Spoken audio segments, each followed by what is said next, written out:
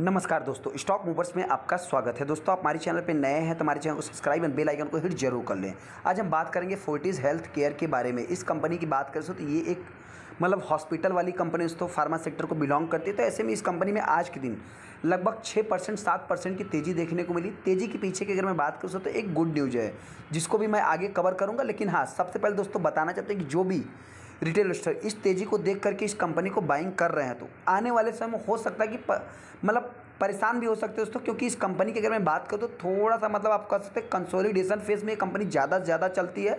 हाँ, एक बार तेज़ी आ जाती है तो एक देखिए क्या होता है, किसी में एक निगेटिव न्यूज़ रहता है तो किसी में एक पॉजिटिव भी रहता है। तो अगर मैं निगेटिव साइड की बात करूँ तो ये कंपनी कंसोलिडेशन फेज में ज़्यादा से ज़्यादा चलती है। वहीं पे अगर मैं पॉजिटिव वे की बात करूँ तो ये कंपनी एक बार तेज़ी दिखा दी है तो फिर कंसोलिडेशन फेज में आती है, न कि गिरावट दर्ज करती है। हालांकि दोस्तों इसके कुछ और भी निगेटिव जिसको मैं आगे कवर करूंगा। तो ऐसे में बहुत सारे ट्रेडर्स इस कंपनी को बाइंग करना चाहते हैं, तो क्या इस कंपनी को बाइंग करना चाहिए या नहीं करना चाहिए। हालांकि कंपनी बाउंड भी खाई, ऑल टाइम हाई भी आप कर सकते हैं कि उसके आसपास ही चल रही है। हम आगे फोर्टिस हेल्थ केयर के ऊपर, जैसा कि आप देख सकते हैं ये कंपनी दोस्तों फार्मा सेक्टर को बिलोंग करती है, हॉस्पिटल सेक्टर जैसी सर्विस प्रोवाइड करती है। तो ऐसे में इस कंपनी की बात करें तो आज के दिन आप देख सकते हैं 4.5% 5% के आसपास तेजी देखने को मिली। लेकिन हाँ, यहाँ पे देखा जाए तो स्टॉक में लगभग 6% की तेज़ी देखने को मिली। ये भी कंपनी एक large cap mid cap type की कंपनी कर सकते हैं आप। 33,000 करोड़ का मार्केट कैप है, 60 की पी पे कंपनी ट्रेड हो रही है। आज के दिन का जो कंपनी का हाई है 448 रुपये 80 पैसा। वहीं पे अगर आज भी देखेंगे दोस्तों तो 448 रुपये 80 पैसे देखने को मिलेगा।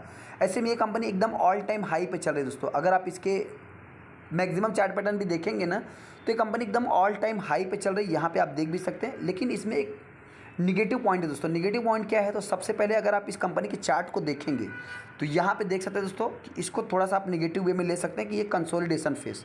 उसके बाद पॉजिटिव वे में जो आपको लेना है, कंपनी भाग गई तो फिर गिरावट नहीं होती, वापस निगेटिव ले सकते हैं, वापस पॉजिटिव ले सकते हैं। मतलब कहने का अर्थ क्या है दोस्तों कि इसको यहाँ पे भी आप देख सकते हैं जो कि रिसेंट का भी देखने को मिल रहा है। तो इस पॉइंट से दोस्तों किसी भी कंपनी कुछ निगेटिव होते हैं तो कुछ पॉजिटिव भी होते हैं, तो दोनों वे में ये कंपनी चल रही है। हालांकि दोस्तों आपसे बताना चाहते हैं कि अगर आप इसको 2020 से लगभग यहाँ पे अगर मैं बात करूँ 2009 से 8 के बीच में अगर आप देखेंगे तो 10 साल 11 साल तक इस कंपनी ने कुछ भी इतना खास रिटर्न बना के नहीं दिया। तो ये भी थोड़ा सा आप मान सकते हैं दोस्तों। हालांकि मेरे पॉइंट से है, आपको क्या लगता है चाहे तो हमको कमेंट कर सकते हैं। कि जो तेज़ी के पीछे का रीजन है दोस्तों, आपसे बताना चाहता है कि ये नोमोरा की अगर मैं बात करूँ तो इन्होंने प्राइस को जो है कि राइज किया लगभग 13% और भी अपसाइड बताया, जिसके कारण स्टॉक में अपने को तेज़ी देखने को मिली है। जैसा कि अगर आप यहाँ पे देखेंगे दोस्तों तो इनके जो इबिडा मार्जिन है दोस्तों, देखिए सबसे पहले तो ये भी जो एनालिस्ट हैं या ब्रोकर्स हैं दोस्तों, ये बहुत ही लॉन्ग टाइम के बारे में बात करते हैं। तो यहाँ पे आप देख सकते हैं जो फाइनेंशियल ईयर 25 है दोस्तों, उसमें देखा है तो 23 में जो कि 16-17% के आसपास था, जो कि अभी उन्होंने 20% के आसपास दे दिया। इबिडा मार्जिन की अगर बात करूँ तो उसको इम्प्रूव किया है, जिसके कारण स्टॉक में आज के दिन तेज़ी देखने को मिली है। हाँ, सेकेंड अगर मैं इनकी बात करूँ दोस्तों तो पहले का जो इनका टारगेट प्राइस था, देखा है तो आज के दिन स्टॉक में 6% की तेज़ी देखने को मिली। वहीं पे आप देख सकते हैं कि यहाँ पे इन्होंने बाई की रिकमेंडेशन दे दी। यहाँ पे देखा जाए जो जापानीज़ ब्रोकर्स हैं दोस्तों, नुमेरा की बात करें तो इनकी अगर मैं टारगेट प्राइस की बात करूँ तो पहले इनका 388 रुपये पर शेयर था, जो कि अभी टारगेट प्राइस की बात करें तो 475 रुपये दे दिया। हालांकि आज की अगर मैं तेज़ी की बात करूँ तो लगभग 450 के आसपास स्टॉक ने ट्रेड भी किया था। वहीं पे जो इनके कि अपनी बात है दोस्तों, तो आप यहाँ पे देख सकते हैं कि वहाँ पे जो हॉस्पिटल सेगमेंट है दोस्तों, इबिडा मार्जिन लगभग देखा है तो उसको इम्प्रूव भी बताया है, 20% के आसपास जाता हुआ भी दिख सकता है। ऐसा यहाँ पे सारा न्यूज़ देखिए दोस्तों तो आपको वही देखने को मिल जाए। आपको बाइंग करना है नहीं करना है उससे रिलेटेड हम बात कर लेते हैं। सबसे पहले दोस्तों बताना चाहते हैं कि ये भी कंपनी हेल्थ सेक्टर को बिलोंग करती है। ऐसे में अगर मैं कोविड की बात करूँ तो कोविड में भी देखा है दोस्तों तो इस समय कोविड भी बढ़ रहा है। जैसा कि आप सभी लोगों को पता है दोस्तों कि इस समय थोड़ा पेशेंट की बात करें तो संख्या बढ़ती हुई दिख रही है।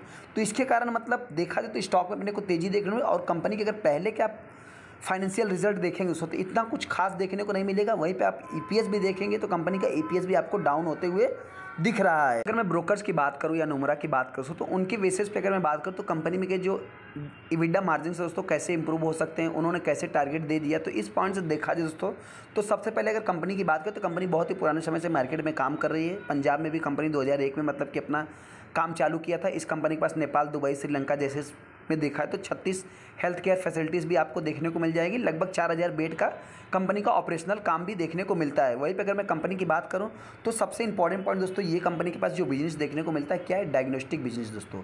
और इस समय देखा है तो कोविड का भी केस बढ़ते हुए दिख रहा है, तो जो कि एक सब्सिडरीज आप कह सकते हो दोस्तों। SRL लिमिटेड की बात करें जो कि एक सब्सिडरीज है, जो कि लार्जेस्ट प्राइवेट डायग्नोस्टिक क्लाइंट भी है कंपनी के पास, मतलब डायग्नोस्टिक चैन भी आप कह सकते हैं, जो कि प्रेजेंट 600 सिटीज़ में इस कंपनी का बिजनेस देखने को मिलता है। और उसके बाद 415 लेबोरेटरीज, लगभग 8200 डायरेक्ट क्लाइंट भी है कंपनी के पास, 1400 कलेक्शन सेंटर भी है कंपनी के पास। तो देखा जाए तो मेन कंपनी का जो बिजनेस देखने को मिलता है तो हॉस्पिटल भी आप कह सकते हैं और लेबोरेटरीज सेंटर भी कह सकते हैं, डायग्नोस्टिक सेंटर भी आप कह सकते हैं। तो इस पॉइंट से देखा जाए तो थोड़ा सा मतलब आप कह सकते हैं कि इसको फ्यूचर के लिए भी बाइंग कर सकते हैं। हालांकि दोस्तों आगे इससे रिलेटेड भी मैं बात करूंगा। कंपनी 33,000 करोड़ का मार्केट कैप देखने में 62 के पी पे कंपनी ट्रेड हो रही है।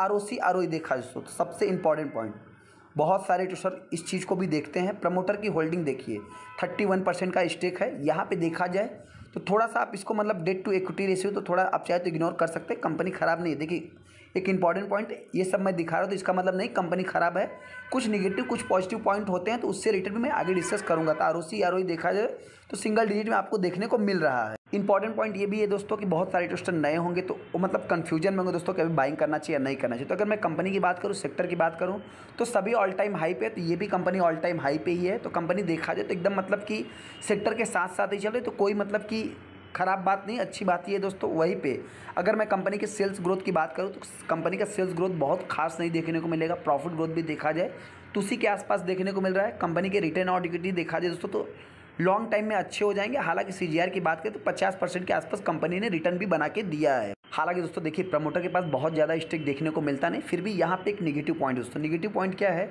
कि अगर मैं FIs की बात करूँ तो FIs के पास मतलब देखा जाए तो 2 क्वार्टर से लगातार सेलिंग कर रहे थे। ये थोड़ा सा आप इसको नेगेटिव वे में ले सकते हैं। हालांकि वहीं पे अगर मैं पॉजिटिव बात करूं तो यहाँ पे DIs जो है कि इस कंपनी को बाइंग कर रहे हैं। अगर रही बात पब्लिक की तो पब्लिक भी जो है कि सेलिंग किया है। अभी स्टॉक को बाइंग करना चाहिए या नहीं करना चाहिए, देखिए तो सबसे पहले बताना चाहते हैं जो भी रिटेलर इस कंपनी को बाइंग करना चाहता है, अगर आप ऑल टाइम हाई से देखेंगे तो ये कंपनी आज भी लगभग 350% के आसपास ही रिटर्न बना के दिया था दोस्तों। वही जैसा कि हमने पहले से ही आपको बताया कि कंपनी का अगर आप चार्ट देखेंगे तो आपको थोड़ा सा मतलब कि स्लो चलता हुआ दिखेगा। तो इस पॉइंट से दोस्तों आप चाहे थोड़ा सा इसके ऊपर फोकस बना के चल सकते हैं। हम कोई भी बाइंग या सेलिंग की रिकमेंडेशन नहीं दे रहे हैं। हाँ, ऐसे में स्टॉक में अगर गिरावट होती है दोस्तों तो ये भी कंपनी एकदम ऑल टाइम हाई पे ही है। तो मेरे पॉइंट से कंपनी हो सकता है कि 400 के आसपास आ सकती है। वहीं पर अगर मैं तेज़ी की बात करूं तो ये कंपनी आने वाले समय दोस्तों 500 के ऊपर भी ट्रेड कर सकती है। हालांकि दोस्तों 500 के ऊपर कब ट्रेड करेगी, हो सकता है जैसे ही अगर मतलब कि कोविड से रिलेटेड देखिए एज ए स्टॉक मार्केट के हिसाब से देखा है तो कोविड एक प्रकार से आप कह सकते हैं कि हेल्थ सेक्टर वाली कंपनियों के लिए फ़ायदा हो सकता है। लेकिन अगर मैं एज ए स्टॉक मार्केट के हिसाब से एज ए इन्वेस्टर के हिसाब से देखेंगे तो ये निगेटिव भी साबित हो सकता है। तो इस पॉइंट से जिनके पास भी आप चाहे तो लॉन्ग टाइम के लिए होल्ड करके चल सकते हैं। जो रिटेलर इस कंपनी को बाइंग करना चाहते हैं दोस्तों, इसके आप मतलब पुराने चार्ट को देख करके फिर चाहे तो आप डिसीजन ले सकते हैं। दोस्तों वीडियो अच्छा वीडियो को लाइक कर दें, चैनल को सब्सक्राइब कर लें। थैंक यू दोस्तों।